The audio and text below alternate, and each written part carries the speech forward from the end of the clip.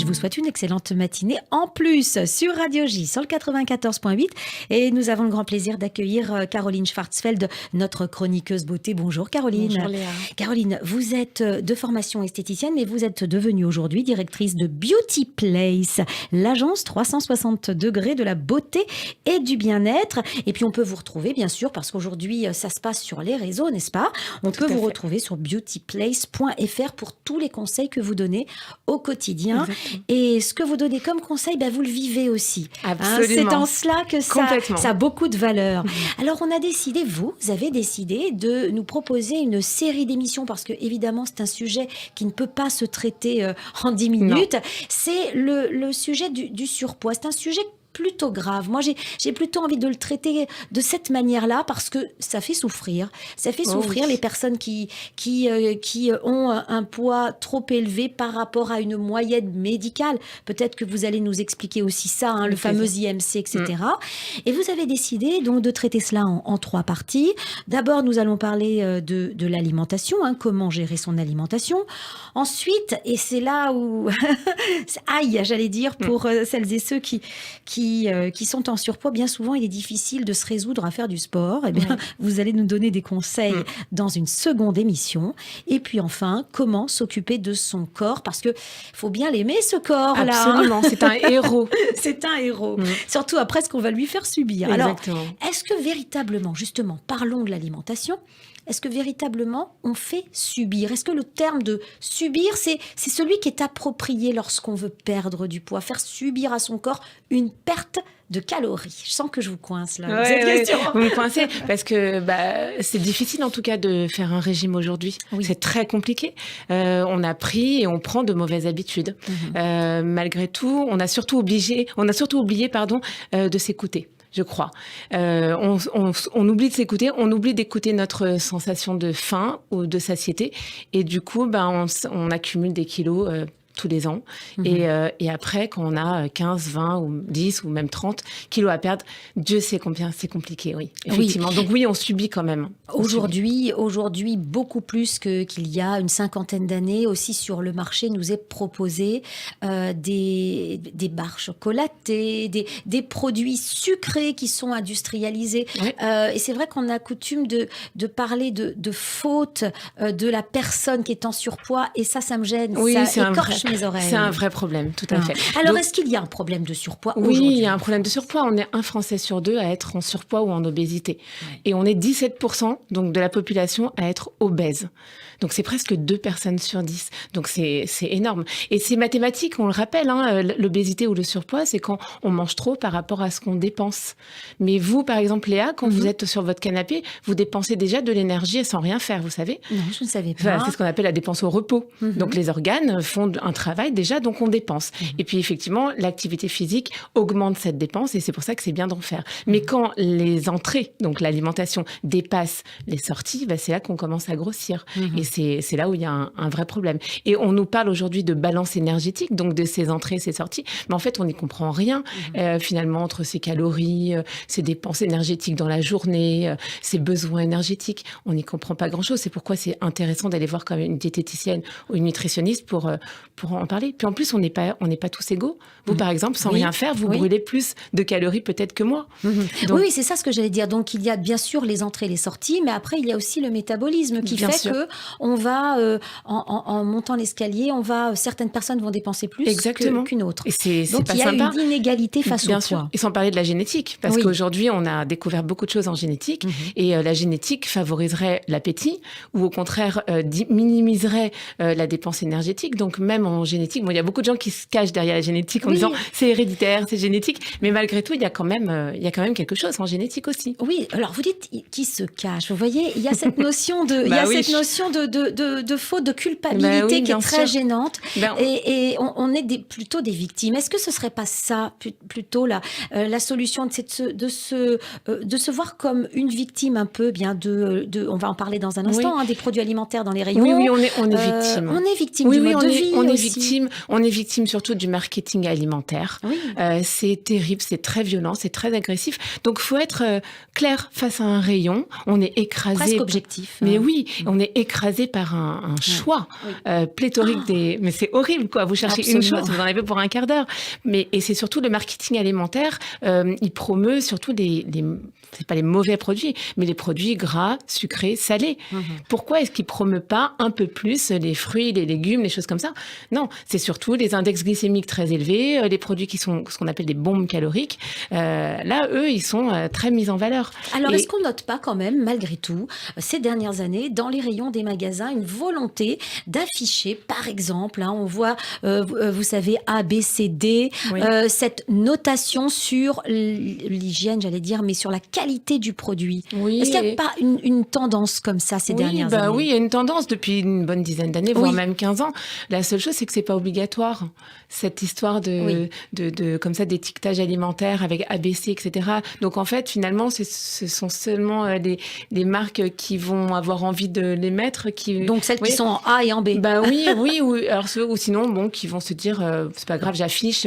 Mais on est... Et puis, je suis pas sûre que... Il n'y a pas de réglementation dans ce domaine-là. On n'a pas d'obligation. Non, et c'est plutôt à nous, en fait, de faire le vrai travail. Et c'est ça que j'ai envie de dire aujourd'hui. C'est vous êtes face à un rayon, vous devez savoir quelques petites choses. Vous devez surtout savoir si ça vous fait du bien ou pas, ce genre de produit. Il faut être un peu raisonnable, en fait. Il faut arrêter d'attendre, finalement, que l'industrie vienne nous cueillir. Surtout que la plupart des promotions, par exemple, 3 pour le prix de 2, etc., c'est surtout sur les produits, justement, sur ces bombes caloriques, ou c'est ce qu'on appelle des produits à forte densité calorique, qu'il y a des promotions. Par contre, sur des produits diététiques... Oui. Est-ce que vous voulez dire par là qu'il faut être acteur de sa vie et de son alimentation, acteur dans il faut être un vrai acteur, effectivement.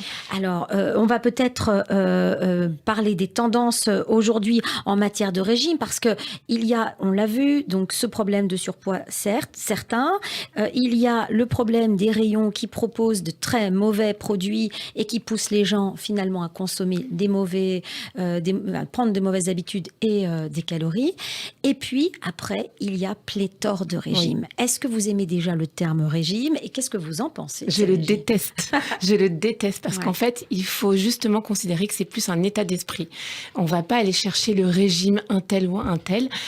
Aujourd'hui, ce qui est intéressant, c'est que les médecins interdisent les régimes ultra restrictifs. Parce qu'il y a 20 ans, moi je me rappelle, pour en avoir fait des tonnes, on était à 900 calories par jour. Alors que donc c'est 50% de mes apports normalement conseillés. Donc aujourd'hui, il n'y a plus d'ultra restrictif parce que sinon, on est dans l'hyper-contrôle et ensuite, c'est le cercle vicieux. On le connaît, ce cercle vicieux. Je contrôle, je suis frustrée, je mange encore plus, etc., etc. Et ensuite, je grossis. Donc tout ça, c'est terminé. Les médecins enfin, ont décidé de s'arrêter sur ça. Et puis aussi, il y a un truc qui est très important, c'est de ne pas multiplier les régimes. Tous les lundis, il y a des clientes, par exemple, dans mon salon, qui me disent tous les lundis, elles commencent un nouveau régime. C'est insupportable, il faut arrêter. Donc, il ne faut pas parler de régime, il faut essayer de trouver l'état d'esprit. C'est même pas une méthode, c'est qu'est-ce qui nous fait du bien et qu'est-ce qui nous fait maigrir, et doucement et sûrement. Voilà. Mais bien souvent, elles sont pressées, ces femmes qui veulent perdre du poids. Et c'est peut-être ça aussi l'erreur, c'est de se dire, je veux perdre tant, il me reste un mois pour perdre, je sais pas, 5-6 kilos. Ça, c'est vrai que c'est le gros problème, c'est le summer body. Alors là, c'est la grande tendance cette année. Il y a encore un mot en plus dessus maintenant. Summer body, c'est-à-dire qu'il faut se dépêcher parce que c'est l'été et qu'il faut donc un corps qui soit adapté à l'été. Et en septembre, on peut s'empiffrer. C'est exactement ça. Mais c'est infernal. La préconisation des nutritionnistes, qui est très intéressante, c'est de manger en pleine conscience. On a complètement oublié de laisser son téléphone de côté 5 minutes, de laisser son ordi et de manger en regardant ce qu'on mange, en écoutant, en sentant, vous voyez, tous ces sens qu'on doit mettre en action. C'est un peu la manière de la table, quoi. Arrêter de faire autre chose que de manger, de s'occuper de ce qu'on mange. Ça, c'est la première chose. Et aussi, les quantités d'aliments. On mange trop. Ça, c'est sûr. On mange trop et on dort trop. Et d'ailleurs, on dort trop parce qu'on mange trop. clairement, ça nous fait dormir beaucoup. Oui, donc sûr. là aussi, il y a des recommandations. Donc les 5 fruits et légumes par jour, ça continue. Par contre, il y a aussi la poignée de fruits à coque, les amandes, etc. Oui. La restriction au niveau de la viande aussi. On n'est qu'à 500 grammes par semaine maximum. Et il y a plein de choses comme ça qui sont arrivées depuis ces quelques dernières années qui sont intéressantes. On ne reste pas seulement sur les fruits et légumes.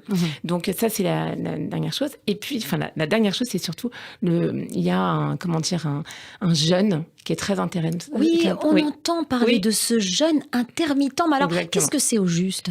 Écoutez, pour l'avoir testé vous-même, ça fait 8 mois en fait ça que fait je le 8 teste. Mois que vous le testez. Parce que justement, moi aussi, j'ai été dans plein de régimes différents et j'ai pris moins 20, et j'ai gardé 30 et après, etc. Le régime intermittent, c'est un jeûne intermittent. C'est l'alternance entre des phases d'alimentation et des phases de jeûne. Donc, par exemple, vous avez le 16-8, c'est 16 heures de jeûne et 8 heures pour manger. Donc, concrètement, vous avez 2 repas par jour. Moi, j'ai fait le 23-1, 23 heures de jeûne. Ce qui est très dur.